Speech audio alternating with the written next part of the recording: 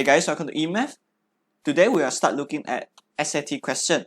For SAT question, because of the time, we only have like on average 1 minute for each question. So sometimes we have to take a quick guess so that we'll have enough time for other harder question. So this is the type of question where you can guess the answer.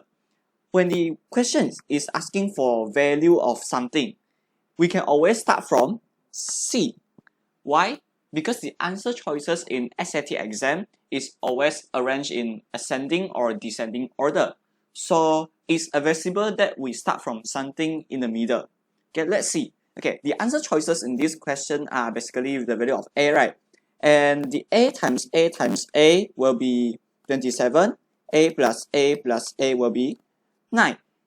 As you can see, left hand side is far more greater than right hand side. And we know that multiplication will increase faster than addition.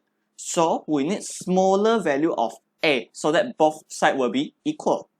So now we go to B, which is smaller than 3. Okay, A times A will be equals to 3 times square root of 3. A plus A will be equals to also 3 times square root of 3. And that's the answer.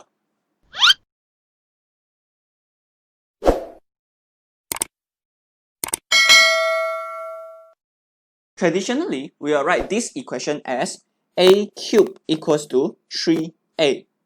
And we minus 3A from both sides. We will have A cubed minus 3A equals to 0. Then we factor out the A, so that we have A squared minus 3 equals to 0. Now we can use the difference of square formula, which is A squared minus B squared is equals to A plus B, A minus B. In this case, A equals to the small a and B equals to square root of 3. So we have A times A plus square root 3 times A minus square root 3 equals to 0. And now, by principle of zero products, which states that if A times B equals to 0, then A equals to 0 or B equals to 0. With that principle, we know that A equals to 0 or A plus square root 3 equals to 0 or A minus square root 3 equals to 0.